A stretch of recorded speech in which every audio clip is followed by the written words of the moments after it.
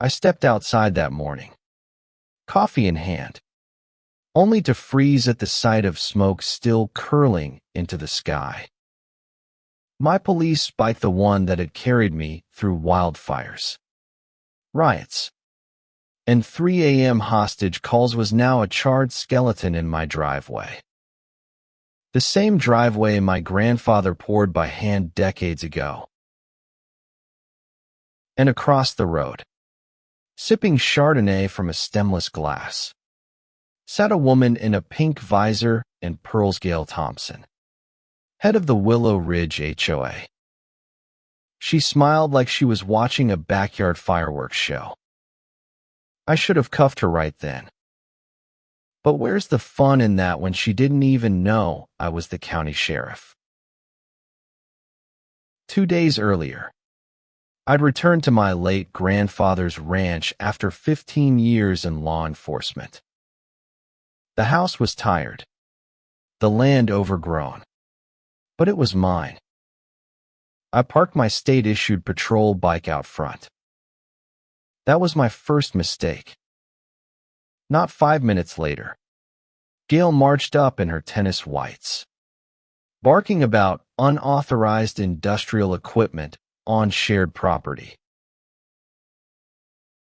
I told her it was a state vehicle. She told me I wasn't a listed HOA member, so I had no rights to anything, not even my own gravel. I said I'd take it up with the board. She smirked and said, "I am the board." That evening, I found a laminated notice zip-tied to my gate, charging me $500 for vehicle storage. No first warning. No due process. Just Gail and her clipboard empire. I ignored it.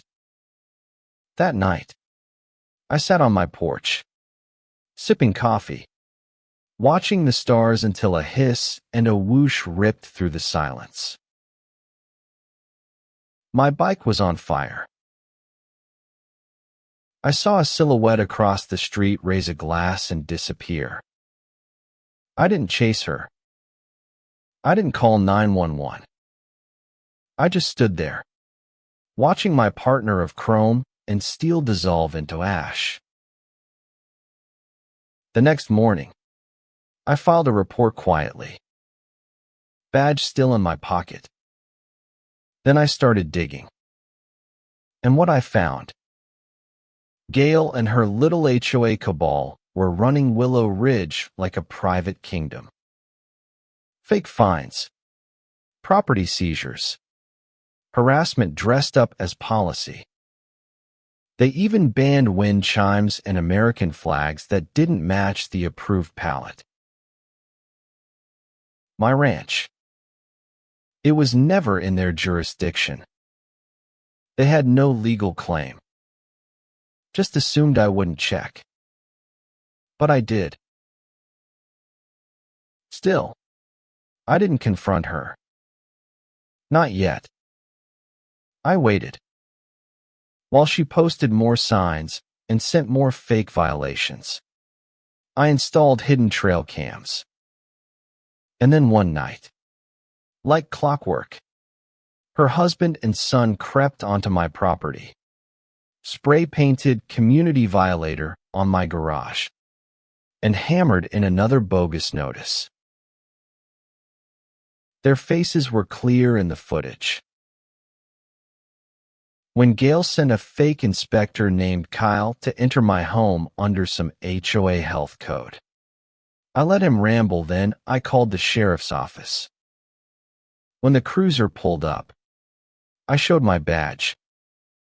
Kyle went pale. Gail arrived 10 minutes later, screeching about abuse of power.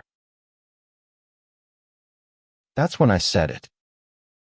My name is Sheriff Jake Lawson, and you just committed arson, fraud, and impersonation. She blinked like someone pulled her power plug. I turned everything over to the news. They ran it as a feature, HOA gone rogue.